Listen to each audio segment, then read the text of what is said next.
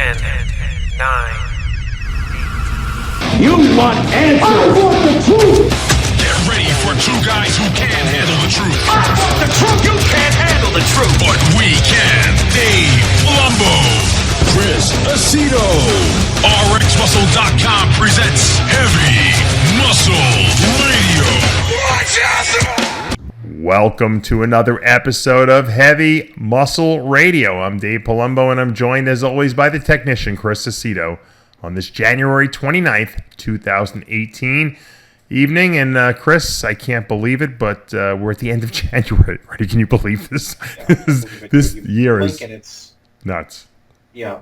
Somebody was trying to book a condo of mine, and they're like, I'd like to book it for Christmas. I'm like, I don't even know where we are in the year, Dave. I'm like, oh, it's Christmas. That's like in 9 weeks. Is that? I'm like, oh, but Christmas? You mean next year? Just the point is that the year flies. Oh, I know. I can't even fathom it. It's crazy. It's crazy. I can fathom it. I just don't know where the time goes. I told you last week on the show, I get up at 5 8. I keep getting up earlier and earlier and stay up later and later and less sleep because I do this. I think I go to Miami every December. Yep. I say, I only have 20 of those trips left in me, and then I'll be too old to go. Then you'll have to I'll move be here. 71. Then you'll have to move here. Well, then you'll be living here permanently. Collect Social Security down in... Do you ever say to yourself, I have, 200 units that I rent out. What am I going to do when I got to get rid of this stuff? Well, I'm building it all up for the family business. I'm doing like the Trump... Are you going to hand it down to the kids? Except, unlike Trump, who only has his name on the buildings, I actually own them. That's true. So you're going to just say, "Here, kids, this is." Well, he's a smart one. You're not going to cash out at any point. No, I'm not going to cash out. I'm going to go, and I'm going. I would like to do this.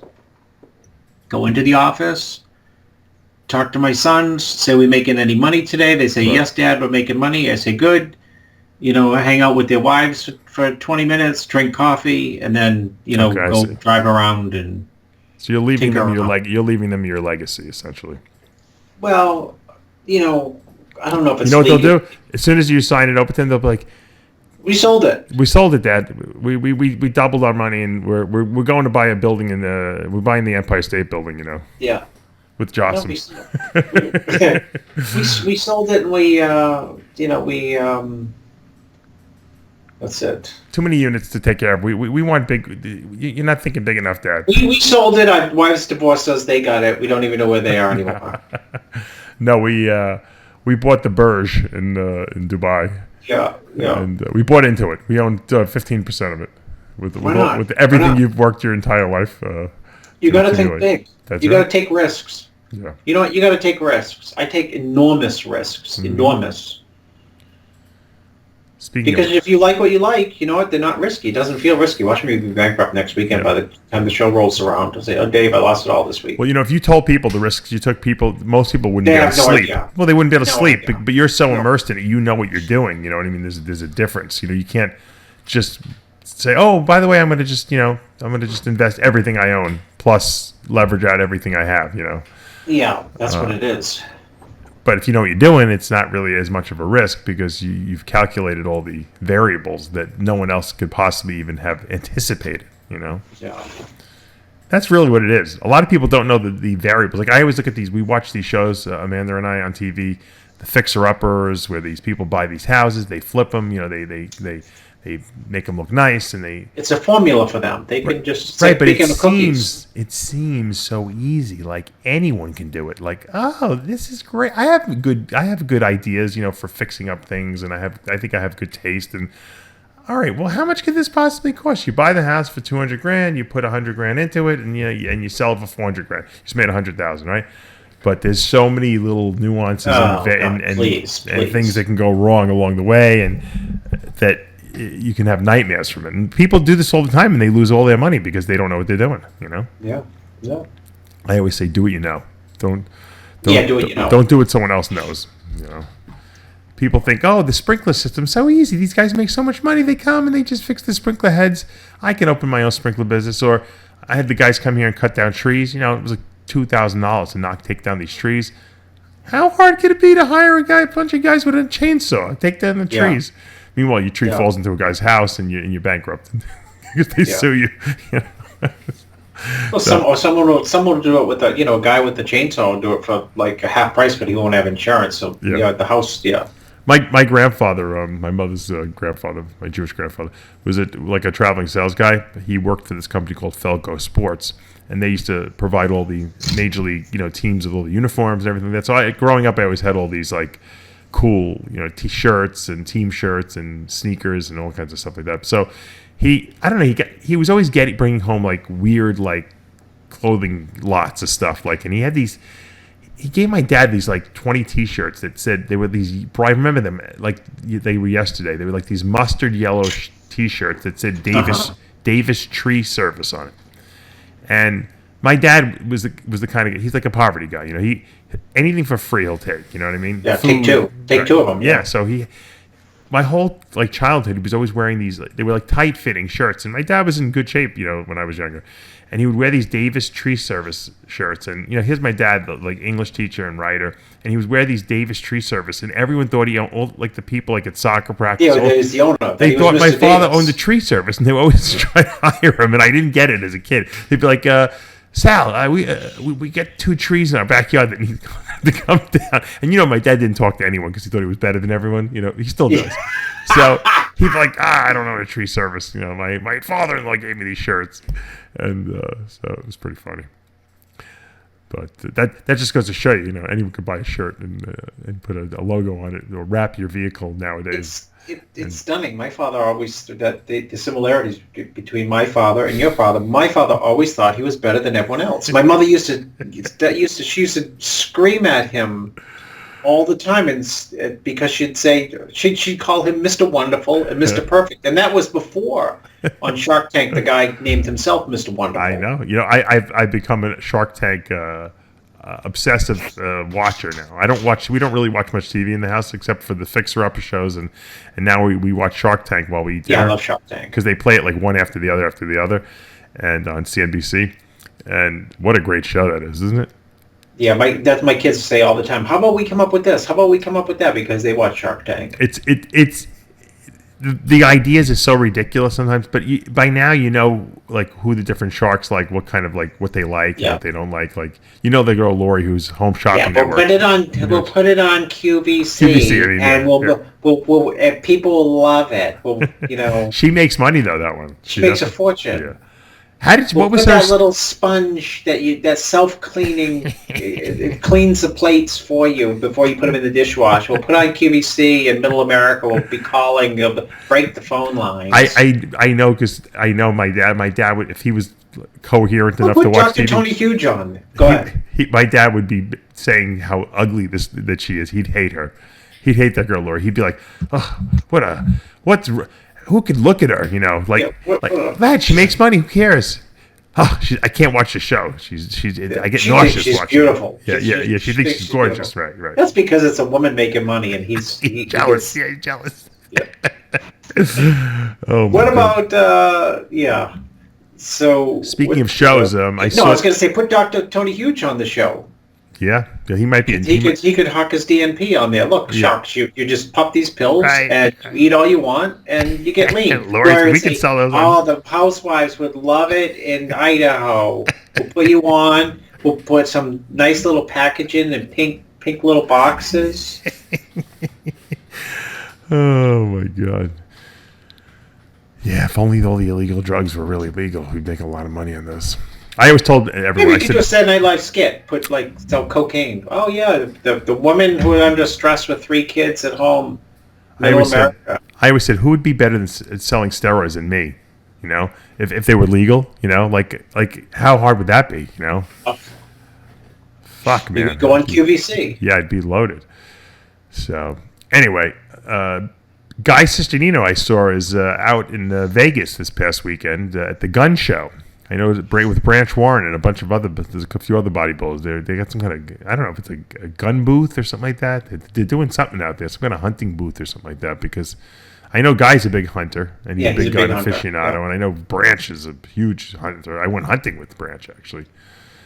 When I went wild boar hunting. I think I've told the story before. I don't know, maybe for our new viewers they may not have heard this, but Brian Dobson, who owns Metroflex Gym out there, who got Ronnie Coleman to start, loves to hunt, but he doesn't do conventional hunting usually. He likes to go hunting with the dogs, where each dog, has a different one. Gets the scent. One, finds the wild boar, and the other ones, the pit bulls, come in and hold it down, and then they use their knives and they hunt like the old days. And they talked me into going out there with them. I actually went twice with Branch, Brian, and there was a whole bunch of other guys out there, and we went wild boar hunting. Bill Comstock was there filming the whole thing on Muscle Development. I wonder where that video is. That would be a great video if we can find it. Someone can dig it up. Maybe send it over to me if you guys got it. And we caught a wild boar. Well, I shouldn't say we. I wasn't doing anything. I played the role of Woody Allen, basically. Imagine if Woody Allen went wild boar hunting. I played the guy who was... you pretended he was afraid. You're completely out. Yeah. You make believe that you know what you're talking about or interested. All I did was ask questions the whole time I was there. So, but it was fun. And anyway, so I guess Guy is trying to start up a new business or something like that, for after bodybuilding. Everyone's taking my advice. You got to have multiple streams of income. So I think that's No, you got to be able to make money while you sleep. True. That's what Warren Buffett said. That's why he bought the razor company, because all those men were growing whiskers every night and they needed a disposable razor in the morning. I think they just came out with the Forbes list of the most wealthiest guys out there. I think that Buffett is second or third. Jeff Bezos took over. Oh, he's second? Well, they say no. No, Amazon guy was number one. Jeff Bezos. No, Bill Gates was number one at $89 billion or something like that. Oh, was he? Yeah, he's no, back. I think okay. He's back is in he the back? number one position. Yeah, Bezos is back second. and forth. Amazon.com, and I think Buffett's third. The funny thing is, Buffett doesn't really do anything. He's got the Berkshire hat that way, right? Yeah, Berkshire. Yeah, that's all he does is he does what I want to do. He just except he don't have any kids. He don't even do that. He's like the Maytag Man. He just hangs out, and the money comes pouring in. That's good. That's a good thing to do. I was watching this show. You'd love it. I don't know if you've seen it. I'm sure you probably have because it's on the same channel as Shark Tank. It's called American Greed. Oh yeah, I love that show. Where they show all these greedy bastards. Yeah. I was just watching the one on Lee Farkas. Is that the guy's name? No, I don't know who he is. Oh, the guy who bankrupted there was the sixth worst bank disaster of all time. With the mortgages out here. Yeah, I don't know who he Lee is. Farkas. He got like 30 years in jail, something like that. There was another guy who was even worse. I can't remember his name. He was got 130 years or something like that. These guys were.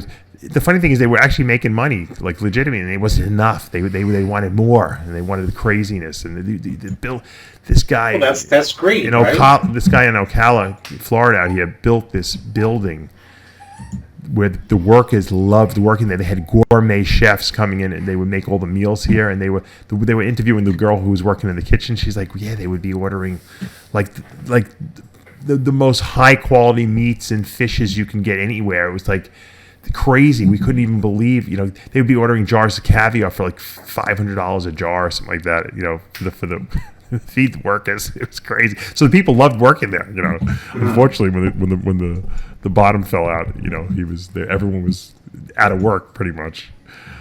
So a lot of greed will definitely destroy you. Oh, absolutely. Without a shadow of a doubt. I saw Kai Green is looking crazy huge again these days. Yeah, crazy. I said he's bigger and harder now off season than he ever, I think, than he probably ever was, I think, when he was less competing. pressure. You said less pressure. Yeah, I agree with you. Yeah, I said less pressure. You know what? What does Dave Palumbo always say? Do what you love.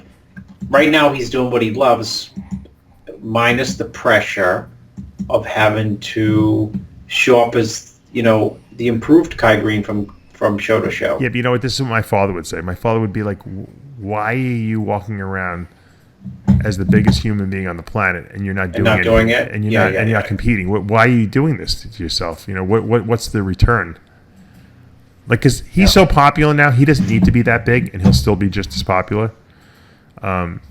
So why walk around? I mean, it's got to be uncomfortable traveling like that big. I mean, even in first class. I mean, I know I was that big, and while I wasn't traveling in first class back then, it was not comfortable to be on an airplane, you know. What could Look, Kai even would be good on- Jay downsized. I mean, Jay's looking great. I saw he was in looks New great. York. Jay looks great. Bev Francis Powerhouse Gym this past weekend for some kind of like posing seminar or symposium they had there. Place was packed. Of course, I'm sure Steve sold 5 million T-shirts and clothing there while Jay was there, and that's cool. But I mean, Jay realizes, hey, let me downsize a little bit, and people saying, hey, you look good, Jay. No one expects anything. They know he's not getting on the Olympia stage. Now, if Kai was planning to get up on stage and compete at the Arnold or whatever, you know, something like that, then I'd say great. But I mean, he hasn't competed for over 2 years now. Has it been?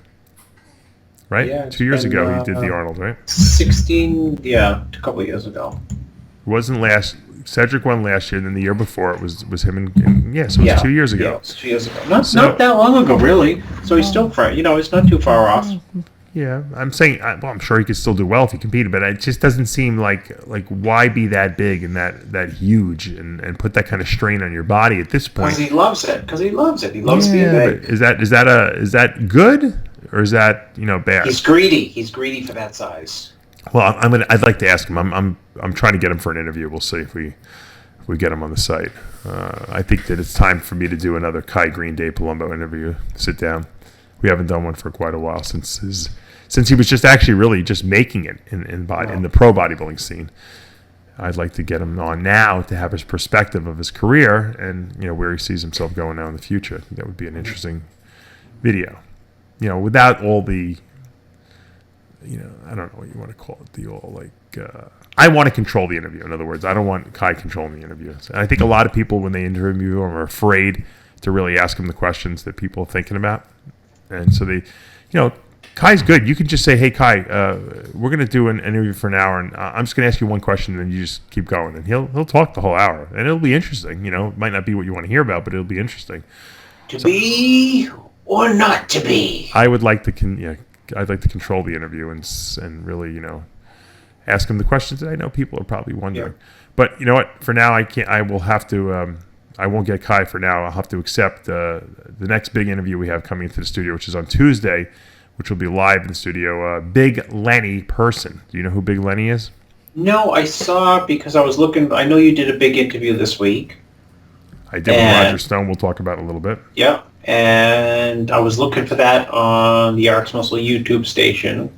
It will probably be up. I ran into that video where the bootleg video of interview by the way of you and Louis Marco, where Louis Marco interviewed you for his site and took it down. Yes, but someone found it. Thanks to technology, people put it back up. I wonder how these guys got it. It's amazing to me that people download stuff like that. Yeah. You know what? The wherewithal that people have to say, you know what? This interview is so polarizing. I should tape it. I'm going to download it because I have a feeling that Louis going to remove it. Someone thought enough to do that. I didn't even think to do that. And someone took it, downloaded it. And I guess when Louis removed it, if you've noticed, Louis Marco has not been getting a lot of hits on his page lately. His page hits have been going down. I don't know. I'd like to think that I'm personally responsible for that, but who the hell knows? He also has removed the likes and dislike thing off his YouTube, so you can't see who likes it, who dislikes it. I'm sure that's because he's not getting a lot of likes like he used to. And he removed my video interview because obviously he didn't like the fact that I actually made some valid points and on his own channel there. So I guess someone found it or someone had it and they put it up on their channel. I didn't. Everyone's like, "Oh, put it on your channel." I'm like, "Nah, I don't care.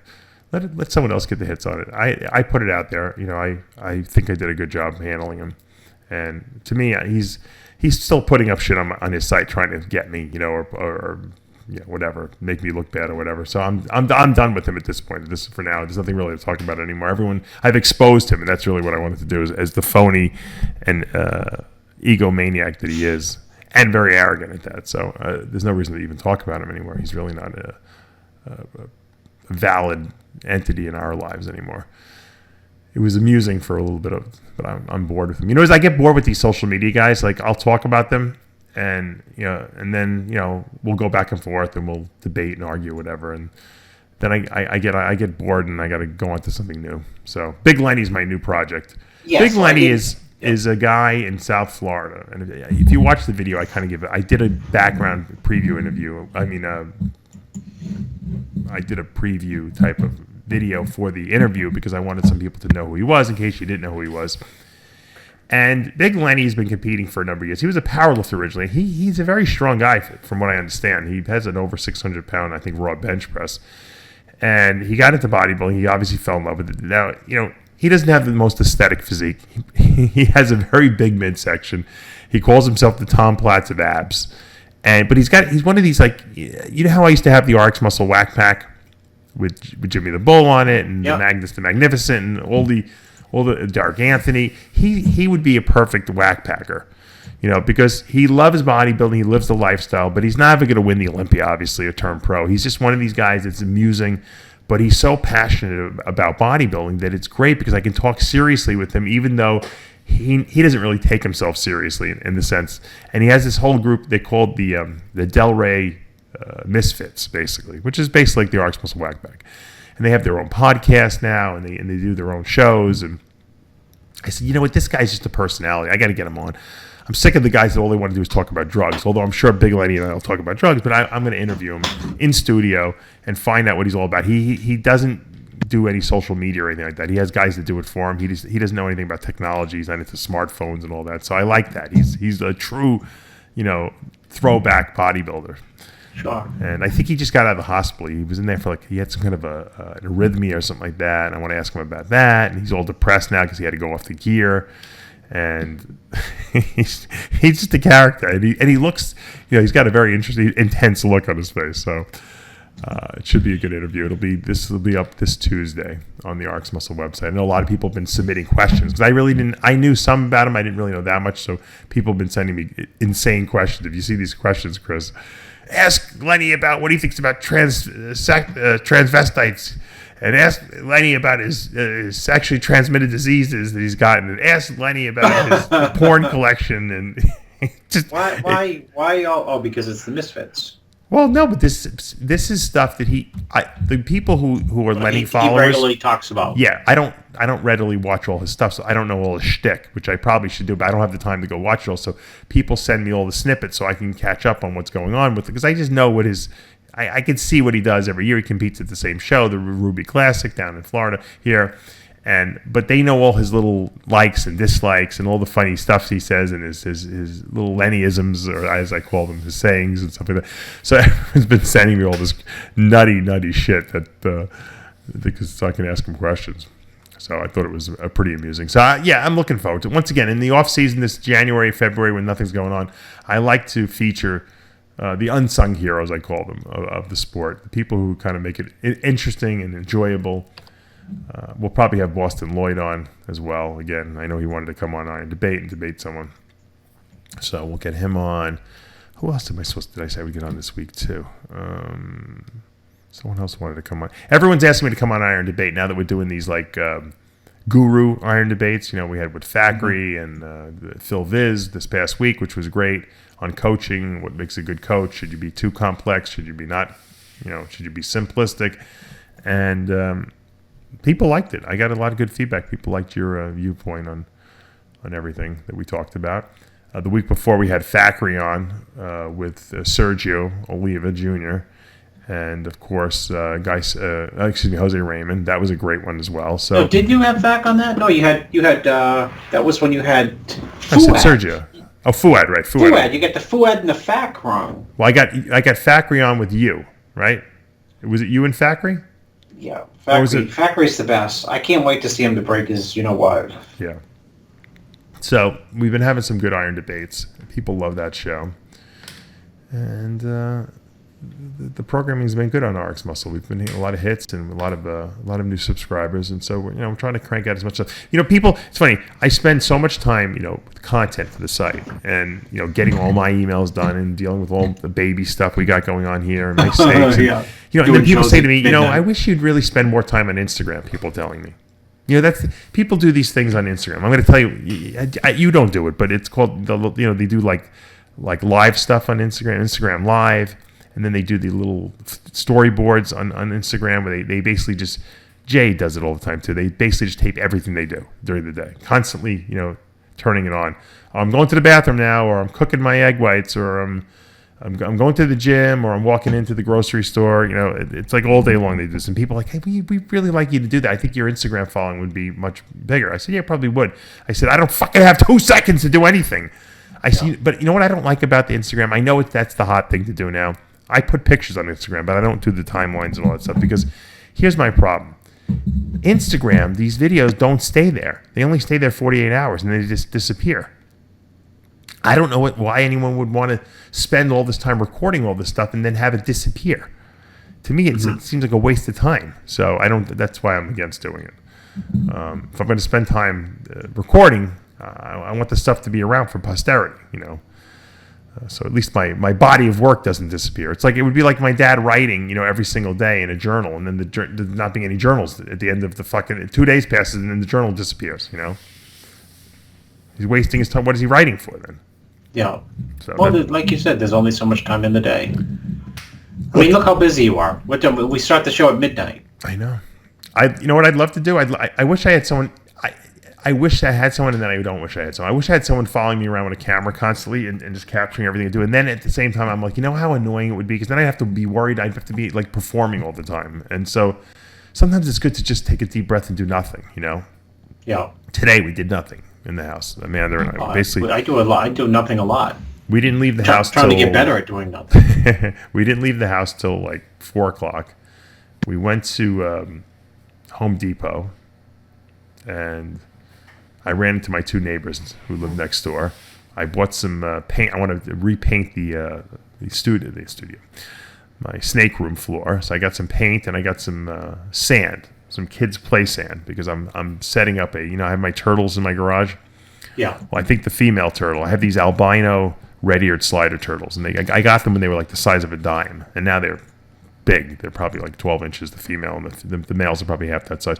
So I think the female is going to lay eggs. Now, the way water turtles lay eggs is what they do is they like to crawl out on the land. You've probably seen it on the beach, the sea turtles, and they dig this in the sand, and they lay their eggs, and they bury, and they go back in the water. Well, in my turtle tank, I don't have there's no land. So I bought this huge turtle tub, which is like 3/4 land, 3/4 water, 1/4 land. You got to put sand in it, because what they do, they'll come out of the water and they bury the eggs in the sand, and then you take the eggs and you put them in the incubator. So then you make new baby turtles. That was my project for the day. We went there, and then we went to one of these like Price Club or Sam's Club, you know, for food, which is basically like I always said to myself, imagine if you got one of these like kids from like a starving nation, like where they have no food and they have to walk like 12 miles a day to get fresh water. Imagine you took one of these starving kids and you brought them and you took them to one of these Price Club supermarkets where they have like 4 million, pounds of like choices, food, everything in huge quantities. Like, everything's like, you buy a thing of grapes, it's like 10 pounds of grapes. You buy a thing of like napkins, you get like 400,000 napkins in there. And you imagine if you brought a kid like that, they would think that they were on an alien planet, right? I mean, there'd be no way to conceptualize one of these supermarkets. No, they wouldn't. So we run around there. Logan and I eat grapes. We eat the grapes while we're shopping, and I like these things that you can do everything there. You can take your blood pressure. They have the blood pressure machine there. I check my blood pressure. I go. They have one guy like with a massage chair. They're always working. They're always trying to sell some massage. So I sit in the massage chair. It's like I'm going to I'm going to like a salon for the day or something like that.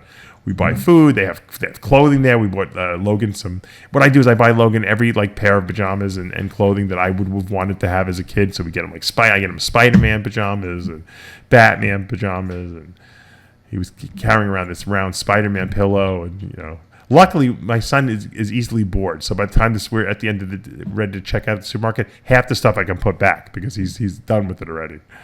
So. That's what I did. I didn't do anything. We came home, we made dinner, and we watched TV. My son's new thing is he jumps on my stomach. I lay on the floor, and he likes to stand on my stomach and try to balance on one foot, I should say. And then he tap dances on my stomach. So that's my exercises for the day. That's the extent of it. Are you what's happening with you working out and not working out now that you have two? I only have 2 days a week. I sneak off for 2 days a You week. do get 2 days a week. I Wow. get 2 days, yeah. Amanda Good for got you know what Amanda just got, because she hasn't had any time to do anything, and she loves spinning. She bought one of these I don't know if you've seen them, these Peloton bikes they're called.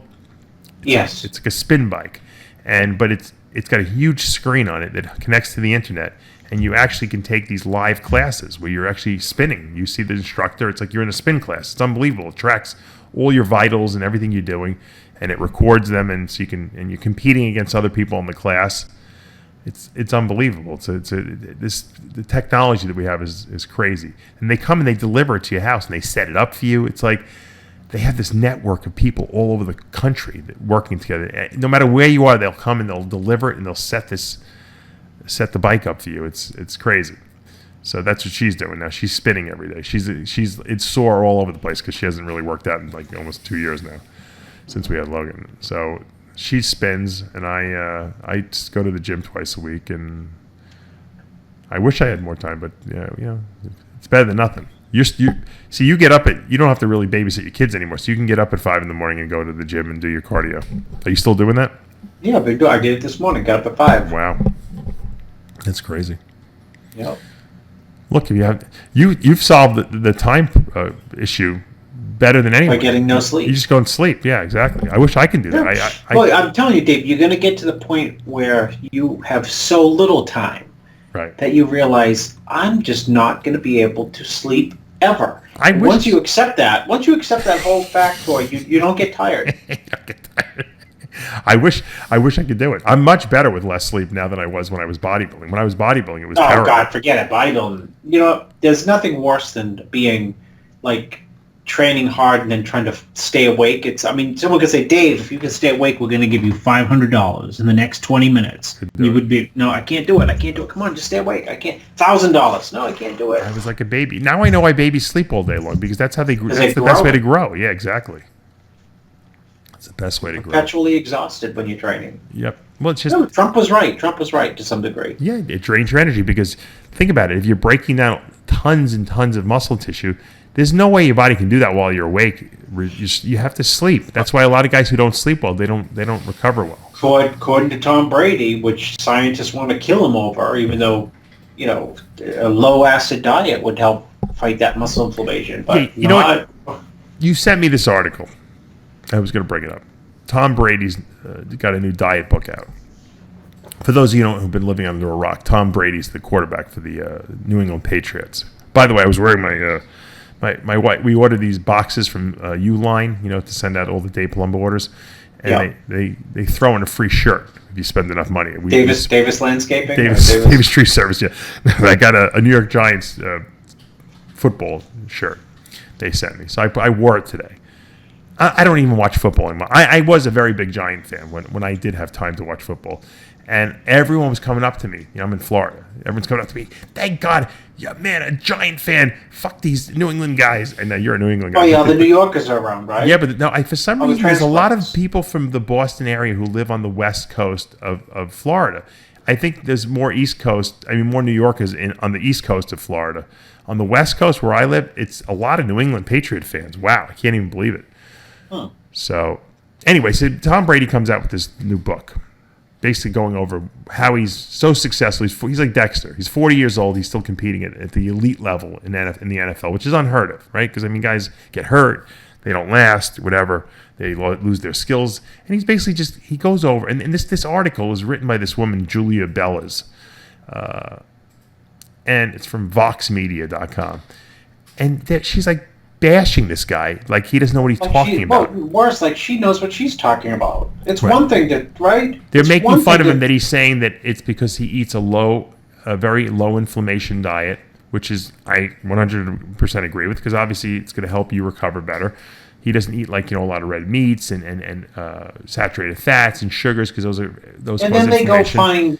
And then he also eats a very low, what he calls an alkalizing diet. Now, they go nuts over that. Well, because she doesn't understand what he's saying, and because maybe he didn't know. I don't know. Maybe it's not articulated well in the book. He's not eating foods that alkalinize his body. In other words, your body can only be in a certain state. It can only be either alkaline or acidic. You can't make it more alkaline. The problem is that when you stress your body out and you eat a lot of bad foods, your body becomes acidic. Okay, so what he's doing is he's helping to neutralize the acidity. He's aiding his body by eating the right foods, probably drinking alkalinized water, which I've been advocating for years. And what he's doing is he's helping his body recover. He's not making it more alkaline than it is, because you can't do that. Your body regulates that on its own. But if you don't give your body the tools to do that, what your body will do is leach calcium from the bones to help neutralize acidity and do all kinds of other things that that break down your body, essentially. So what he's saying is that he's eating a diet that's low in inflammatory foods and is high in alkalinizing foods. So this dumb, stupid woman who's interpreting this is making it seem like he's making claims. You sound like your father there, but go ahead. Yeah, I know. Yeah, right. Well, she's making claims like that he, that he's doing something that's impossible. That he's making false claims. Idiot. Obviously, it works for the guy. Look at the guy. He's the picture of health. He's in great shape. He looks like he's 25 years old and he's 40 years old, and he's performing like guys who are in their 20s. So who the fuck are these people to make fun of this guy? Well, that's, and I don't even like him because I don't like the Patriots. But I mean, I respect what he's doing. I didn't know he was such a neurotic about the way he eats and takes care of himself. I love it. He talks about reactive protein, measuring inflammatory stuff. He probably didn't even write the book. I'm sure someone else wrote the book. Well, he did it. It's as told to. As told to. I got to find someone who could write my book. I'll just tell him. I gotta find like a total like Dave Palumbo, like someone who watches all my stuff, knows all the rhetoric that I spew out of my mouth on a regular basis, and who could write it into a book form, and so I can say written with so and so. Big Lenny and Dave Palumbo's book of diet, secrets or whatever we want to call it. So yes, I think he's got a bad rap on this. I get the point of what the book is about, and you know what? It's probably a very interesting read. So. People just love to foo-foo everything, right? Yeah, you know what? Go eat your dumb, stupid, you know what? It's what it is, Dave, is the people who go nuts on it are the university professor, nutritionists, teachers who just are aghast when anything is different from the norm. And his diet is different from what they would recommend. So they torpedo it and criticize it. People couldn't eat this diet if they tried. It's so restrictive. I mean, you have to be an anal nut to be able to follow this. And I'm sure I can do it because I'm an anal nut. But I mean, it's very restrictive diet. And so I think people see this and they're like, who the hell can possibly follow this? This guy's a liar, or whatever. So, screw everyone. It says here, let me read some of the stuff what he does here. He avoids alcohol, as well as gluten-containing bread and pasta, breakfast cereals, corn, dairy foods that contain GMOs, foods with high fructose corn syrup and trans fats and sugar, artificial sweeteners or soy, fruit juices, grain-based foods. These are all things he doesn't eat. Jams and jellies, most cooking oils, frozen dinners, salty snacks, sugary snacks, sweetened drinks, white potatoes, and prepackaged condiments like ketchup and soy sauce. The list of restrictions and preferences doesn't end here. Brady's personal chef, Alan Campbell, which makes it a lot easier, obviously, to eat this food if you got someone cooking all your food for you, describing the football star's list of very specific food preferences and no-nos to the Boston Globe in 2016, says, Tom won't eat no white sugar, no white flour, no MSG. I'll use raw olive oil, but I'll never cook with olive oil. I only cook with coconut oil. Fats like canola oil turn to trans fats. I use Himalayan pink salt as his sodium. I never use iodized salt. He doesn't drink coffee, no caffeine, no fungus, no dairy. Well, Chris, that's the end of your diet, right? That's your diet right there. Goes, I mean, what I like is toast with tons of gluten and jam and with refined sugar and coffee. That is my breakfast. Even certain vegetables and fruits are off limits. Brady doesn't eat nightshade vegetables such as peppers, tomatoes, and eggplants. The reason he has all these food restrictions and even vilifies tomatoes is because Brady follows an anti-inflammatory diet and one made up of mostly alkaline foods. He suggests that the anti-inflammatory diet is the reason for his success as an athlete. I wonder how long he's been eating like this. I guarantee he hasn't been eating his whole life like this. Someone probably turned him onto this probably like 10 No, years his ago. trainer. There's a big controversy with this trainer as well. Yeah, because his trainer's got too much input. Pull. Yeah, they don't like the organization doesn't like that, right? Yeah. Yeah. I'm just reading through here. Everyone gets all bent out of shape when you talk about pH neutralization. They don't like that. Everyone thinks they foo-foo that, but I think that what he's doing is great. I just don't think that many people can stick to the rigidness of that diet. Mm-hmm. It's a great diet for people who have like irritable bowel or any kind of like colitis or anything like that, because those are chronic inflammatory diseases. So when you eat a low inflammation diet, that obviously helps those situations. Anyway, they just vilifying this guy for nothing. If you want to vilify him because he's too successful as a football player. That's all. That's all you can say about him, pretty much. Speaking of people who are being vilified, did you see this Matt Jensen, who trained Dallas McCarver for a little bit of while, most of his career until what's his name? Chad took over right at the end, and then he went back to Matt. Supposedly, he was going back to Matt. Matt Jensen started I guess some kind of a website that is called Camp Jensen, and he's selling some kind of membership for this, and it's got supposedly he's advertising it as exclusive Dallas McCarver content, unreleased videos, unreleased content, Dallas McCarver prep log for the Olympia, and unseen progress photos and timelines on Dallas McCarver. Now everyone's like really pissed off about this for some reason because they think that he's trying to make money off of the Dallas McCarver, not being around anymore. I don't know if it's a monthly pay website or something like that. What do you think about that before I give you my opinion? Oh, well, devil's advocate would say people making money off Michael Jackson and Prince. I said the same thing, yeah. Oh, did you? But, yeah, I actually wrote it on the forums. Funny, but the flip side of the coin is there's something a little bit weird about attempting to make money off somebody who is dead. Yeah, it's weird. You know what I would like to see. I mean, put it Jensen this way: it'd be odd if you died. Yeah. And I said, I had a website and say, playing all our outtakes for the radio show. Like, usually we talk for like 30 minutes laughing and stuff before the show starts. Right. Sergio Oliva said, Chris, if Dave had played the tape of me and Jose and him and Fuad yapping before the show actually started, everyone in the world would want to listen and see that. And I said, yeah, but you'd be, to be frank, you'd probably run out of bodybuilding, all of you guys, because it's very candid and very, right. it's people talk different when they're not being recorded. Right. Everyone hates us. Yeah. And so could you imagine if you died and I started a new site that said, all our, off-camera chit-chat, $9.99 a month. Right. Yeah, no, it seems weird. Yeah, I mean, what he should have done is he should give it away for free. He should just put it up. Hey. Why do either, actually? Well, no, because this is what he should do. He's trying to sell his Camp Jensen, his training techniques, right? So as teasers for it, put up some stuff that, hey, you know what? Here's some pictures of Dallas. I know you guys are huge Dallas McCarver fans. No one's ever seen these pictures before in some of the video. I'm going to put some of this up for you guys. But if you want to learn more about how what I did and some of my techniques that I use on people like Dallas McCarver, then you can sign up for Camp Jensen. Here it is. It's whatever, $9.99 a month. I don't know what he's charging for it. And I think that would be this way. Put the stuff out there for people to see, because I'm sure Dallas's family would like to see the stuff, and his close friends and the fans would love to see that.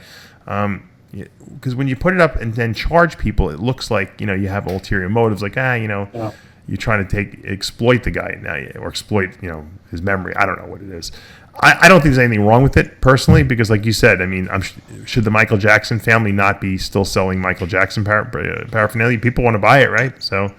Yeah, but Matt's not really his family, so that's where the weirdness comes in, I guess. I guess if he gave the stuff to Dallas's family, and Dallas's family wanted to start a DallasMcCarver.com website where they're putting up exclusive stuff people's never seen before, maybe then that would be reasonable, because at least his family's making the money. But right? And if maybe remember Dallas T-shirts or something like that they want to sell, that's fine. That's the family doing it. It's a sticky. Whenever someone dies, it's very hard to know what the appropriate and non-appropriate things are to do. Well, that's why they say rest in peace. Yeah, because the only person who's in peace is the guy who's dead. Well, that's what I mean. He's it's. I mean, it's to me, it's at the low bar means it's straight. At low bar, it's strange. Yeah, you're right. So I interviewed Roger Stone with Amin Alai this past week. We were going to put the video up, and then something happened. We had so much content, I didn't want it to get lost, so I'm saving it it's going to be up this week. And Roger Stone, for those of you who don't know, he worked with Richard Nixon, Ronald Reagan, Bob Dole. He didn't work with the Bushes, I don't think, because I don't think Vladimir Putin. I'm just kidding. He didn't like the Bushes. A lot of people think that he's responsible for electing Donald Trump. He was working on the Trump campaign. He thinks so, right? Roger Stone thinks so. I think so. Of course he does. Yeah, and because he was also implicated in this whole Russian hacking scandal, and that he was supposedly communicating via Twitter with the hackers. Twitter actually shut down his account, which he believes is a violation of his rights. Yeah. He said he was talking to Julian Assange, who's the owner of WikiLeaks, right? Yeah, and he's hiding out from the U.S. government. So then when the U.S. government said, "Hey, you can't be talking to Julian, who was talking to the Russians," he said, "Oh, I was talking to someone who was talking to him, who was talking to him, who was talking to Julian."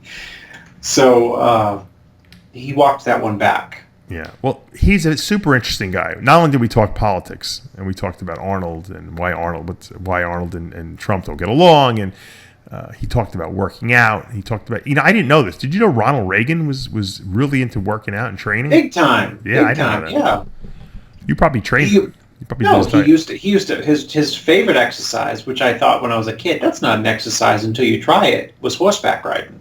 Yeah, no, if you never horseback rode before and get on a horse, you won't be able to walk for a week afterwards. It's worse than doing squats. So, Reagan trained, Nixon trained. Yeah. Did you know Nixon trained? Yeah, I didn't know that Nixon trained. He said Nixon weighed the same thing he weighed when he got out of the Naval Academy as he did the day he died. That's. So what's he think? So he's a big fitness buff, and he loves the fact that Nixon trained, Reagan trained. And did you see when Trump did his physical, they said, "You're not active." He said, "People don't see how much I walk. I'm walking from this office to that office to this office." Someone asked me a question. He said this. I got to walk over to listen to them, and then I walk over to this guy to consult with him. Right. And I'm walking. Nobody walks as much as me. Believe me. Well, the book that came out about Trump saying that he never really wanted to be president, and it was done as a joke almost, and he was really trying to get his kids in. Roger Stone foo-fooed that. He said, absolutely not. He said, Donald Trump wanted to be president. He's going to run for a second term. He'll probably win. He loves being president. That's a total false. Well, he'll love it even more probably once, And he said he's getting a lot done now. And I have noticed, I don't know if it's coincidence or whatever, but I see that there's less unemployment. I see that the economy's doing good. I see he's back on this whole kick with the wall again, huh? I noticed there've been TV commercials about the wall. He wants to build a wall to keep the Mexican porn stars out. So you see, he paid off a porn star $130K 2 weeks before. Yeah. Yeah, she's supposedly coming on some show, right? Talk show or something. She's doing good now. Yeah, she's going to be on Jimmy Kimmel the night of the State of the Union. The difference between Trump and Clinton, though, is he doesn't care. He'll just be he don't care. I slept with the porn star. He'll just deny it. He'll just deny it.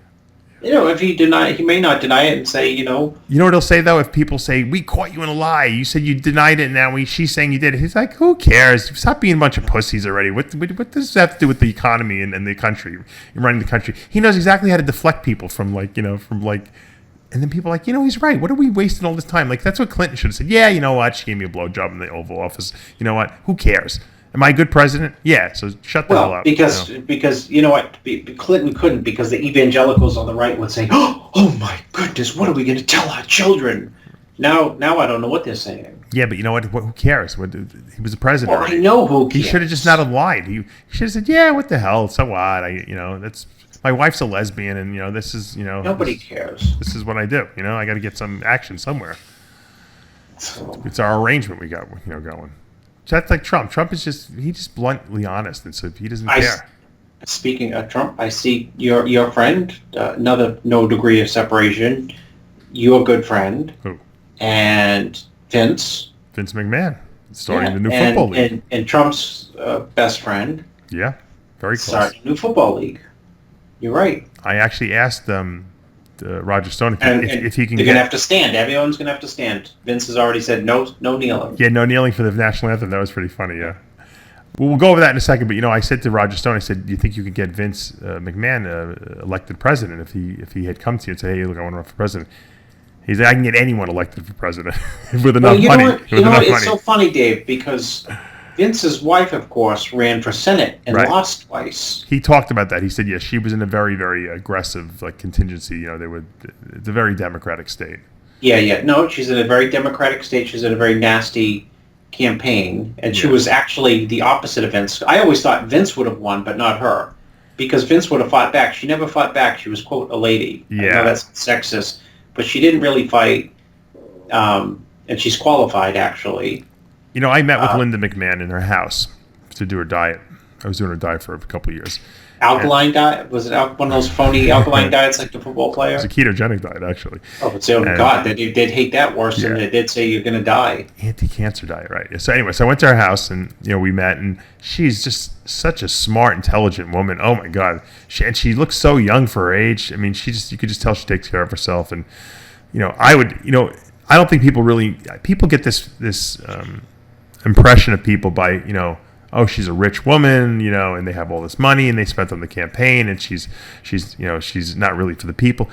If you spend 10 minutes with this woman in a room, you would vote for her in 3 seconds. That's how genuine and nice she is, and what a real person. For people who have a lot of money, I mean, Vince and his wife have a lot of money, you would never know they had a lot of money. They're just not that type of. They're not braggers. They're down to earth people. They like to work out and eat well, and they love their business. It's a passion of theirs. They're just not. They're not the typical, that typical stereotype of a rich person who thinks they're better than other people. They don't. That's not the way they operate. And Stephanie and Triple H are the same way. They're just down to earth people. They just want to do regular things. They just happen to be, stars, in a sense. So I'd love to see Vince run for president. I think he'd win if he ever. Maybe they can get that little pansy Mike Pence off, and they can run. I think the best ticket would be Vince with Trump. Yeah, that would have. Yeah. I think it'd be a landslide everywhere. Oh, I know, that would be great. Or after Trump's done, get Vince and Vince and Arnold. How about that? Can the vice president be born out of the country? Well, I know. Well, no, he can't. But at the same time, Trump may, if he's still alive, may try to poo-poo that because he don't like Arnold. Yeah, that's true. And right, and Arnold, look, what did I tell you? Tony Atlas told me. He said, "Don't forget, Arnold was on WWF, and so was Trump." Yeah. Well, you know what? And Trump said he was a much better character actor on WWF than Arnold was. He said even with Arnold's acting experience, he was a better actor. It's funny because Roger Stone told me that on the interview, and this is all in the interview, so you watch the interview, you can get a full taste of it. He said that, what was he telling me about? What did he say about Arnold? Oh, he said Arnold changed his politics after he got out of the governor. His politics have gone the other direction, and I think he thinks that's what's weakened him a little bit. He's gone back. They've gone to the left? Yeah. He feels he's not as Republican conservative. Well, he was always like in the middle with. He was always quote left on the environment. And left on social issues. He was just fiscally conservative on a lot of issues. Roger Stone isn't convinced of global warming like Donald Trump isn't. Yeah. Well, Paris is about to go underwater as we speak. You saw that, right? No, are they? Yeah. The flood. Look at that. You can't even get the boats under the bridges. There's so much water. God, that's crazy. Crazy. So I don't know if you saw on the RxMuscle forums. We have a new forum moderator. He's doing a great job putting up a lot of content. I want to thank him for being available to do that. And one of the pictures he put up, update photo of William Bonac getting ready for this Arnold Classic, which is coming up in 5 weeks. Have you seen this guy? What a freak he is, huh? He's Bonac. like a Kai Green almost looking like guy. Yeah. He's got that freakish proportion, I think. He's shorter, obviously, than Kai, but he's got the same crazy... Bonac only has one weakness. What? You tell me. Well, he's got a very short torso. That's it. That's it. That's the only weakness he really has, and in the whole scope of things, it's not a weakness. The funny thing is, he's got no torso length, but he has a great V taper, which is you never see usually in a guy who has no torso. Yeah. You're right. You're right there too. Usually, you see a thick waist, right, on a guy with no torso. Yeah, it's weird. He's got a short torso, but he does not have a thick waist. No, he's got the short torso where there's basically there's no ab room. His lats attached to his waistline, which makes him look almost like a bat, right, from behind. If you had him do a lat spread behind and you took like a shadow picture of him, he would look like the Batman logo, Yeah. He really would. There's no space there. It's crazy.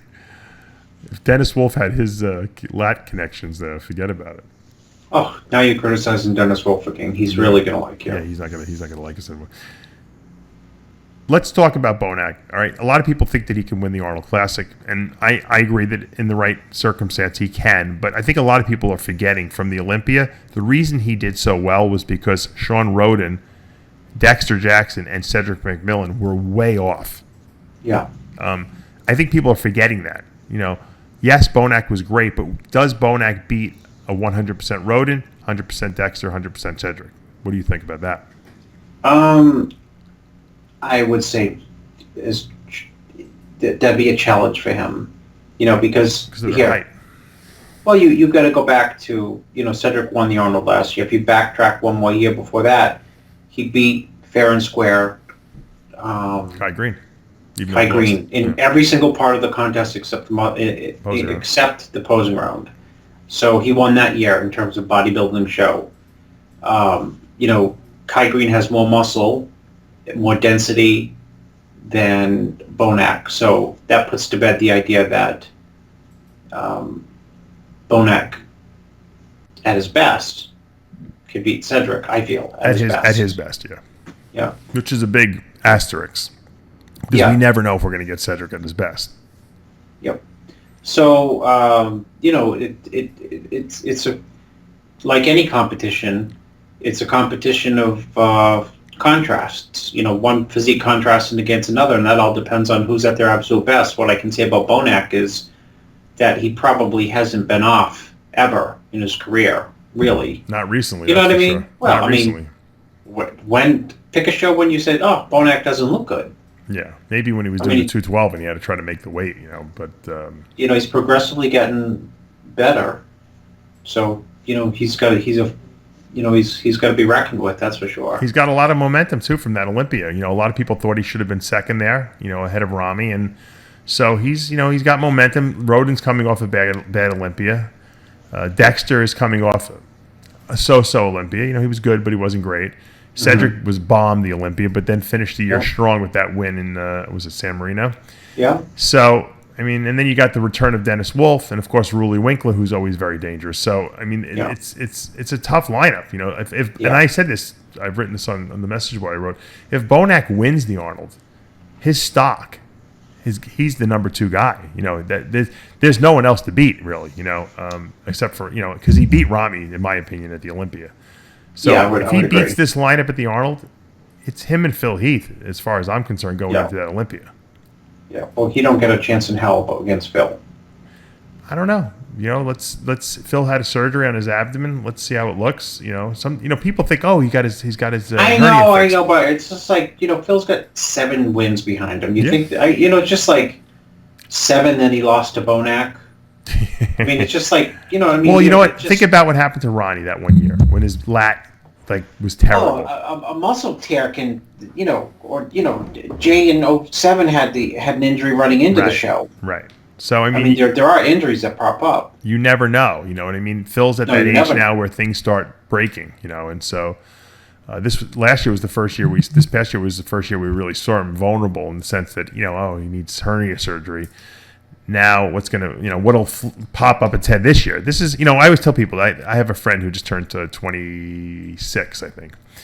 And I said to him, well, it's all downhill from here. And he said, what do you mean? I said, well, before 25, everything heals. Pretty much. Yeah. Everything regenerates. After 25, nothing heals anymore, but you don't know it until you're 35 because it takes 10 years before you start realizing you have injuries that just aren't going away. And then from 35 to 45, you just start falling apart.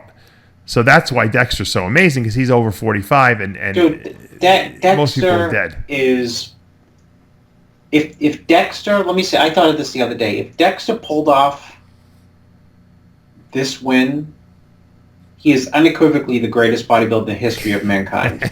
Right? Well, at least the most. I mean, no. There's no way you can justify him not being the absolute, unequivocal greatest of all time. Well, let's put it this way. I mean, he's not 42. Right. Lou Gehrig, okay, they call him the Iron Horse. He wasn't the greatest baseball player of all time, but he certainly, because of his ability to, play every single game, consistently for I don't know how many even years. I don't remember what the record is. Was crazy. I think Dexter will certainly go down as one of the most talented with records that will never be beaten, just because of his longevity aspect of it. So he's the most consistent, the most dominant for the longest period of time. I think that, and you don't even have to, he doesn't even have to win the Arnold to have that title attached to him. That's already in stone. He doesn't even need to do it. He can stop competing tomorrow and his legacy is cemented. But like you said, anything that he can add on top of what he's already done is just only going to make it that much more spectacular at this point. It's just amazing. The guy's amazing. He really is. And he doesn't look like he's slowing down. That's the funny thing. But Bonac is like a Dexter Jackson. He's a guy he's actually more dangerous than Dexter now because he's fresher still. He's still improving, and he's always in shape. So when he comes into a show like the Arnold, and we think, wow, we got Rhoden and Wolf and Dexter and Cedric and Roelly. But you know what? The truth is, and we've said this before, probably 2 of those 5 guys will be in shape, if that many. And Bonac is one of these guys that's always right there and ready to just dominate. So I think that he's a dangerous guy in this lineup, and it'll be interesting to see what he puts together and what these other guys look like. But I'm sure these guys do not want to lose to William Bonac, and I'm sure Rhoden, and I mean, you can attest to that firsthand. Rhoden and Cedric probably definitely are gunning for the win here. Well, no one wants to lose to Bonac because for multiple reasons. One is that there's a subliminal, not wanting to lose to a guy who was 212. Isn't that odd? Yeah, right. Well, yeah, I mean, he's not really a 212 guy, but I know what you're saying. They see him as he started in 212, right? Nobody wants to lose to a guy who's, who's not afraid to open up his mouth and tap, and congratulate himself. I don't mean that in a, yeah, right. I don't mean that in a negative way. William Bonac has a very high opinion of himself, and he's backed that up over the years. Yeah. He's got a supreme confidence in himself. He does, and he's come a long way. So, I mean, you can't knock that. No, that's genuine confidence that manifests in success. But it's not. It's one thing to lose to, a Jay or Ramy who say I'm just here to do my best. And a Bonac who say, I predicted this to Neil 2 weeks ago when I was posing for him. Right. No, it's true. We love a good Muhammad Ali as long as the Muhammad Ali can deliver. The goods when the time comes, and he seems to be able to deliver. Right. Until he doesn't deliver anymore, he's going to be the guy that everyone's like, this guy is great. He's arrogant, but he actually backs it up because he's got the physique to do it. And we like that. We love when Cedric says, yeah, man, I knew I was going to win the show, especially when he wins the show. Yeah, but he always says it after the fact, not before. Right. One of the best pre-interviews before a show was by Ben White. And I remember Ben White when I was helping him for, I think it was like the Tampa show. He said, I'm going to win the show. And everyone's like, yeah, whatever. Sure you are. And he won the show. He had a big mouth when he first started. He had a lot of confidence in himself. And I found it tremendously amusing and a breath of fresh air. A lot of people didn't like, but he delivered. The guy delivered. He had the talent and delivered. Unfortunately, got hurt, but and he really didn't have the career that I thought he was going to have. But he won a pro show. He's down the record. What books. happened to him? What did he get hurt on? I don't know. I think he tore his quad or something like that recently. But I don't think Ben had enough focus to really to give it 100. If he had the Tom Brady focus, he'd probably be competing in the top 5 Olympia every year. Dude, nothing beats focus. Yeah, it's hard. You can't give that to someone. You're just born with it, I think. And you nurture it through, the discipline you put into what you do every day. Well, it's becoming harder and harder for people to learn. I mean, you can learn to focus, but it's harder and harder with iPhones. It is. It is. It is. People's attention spans are less. True. Part of focusing is being able to block out external stimuli, and with phones and social media, and it's just a different time. Yeah, you're right. All right, here's my everyone likes quote of the week. I'm going to give you a corny quote of the week. Fear has 2 meanings. Forget everything and run, or face everything and rise. And the choice is yours. Right? Isn't that true? Yeah. I say face everything and rise.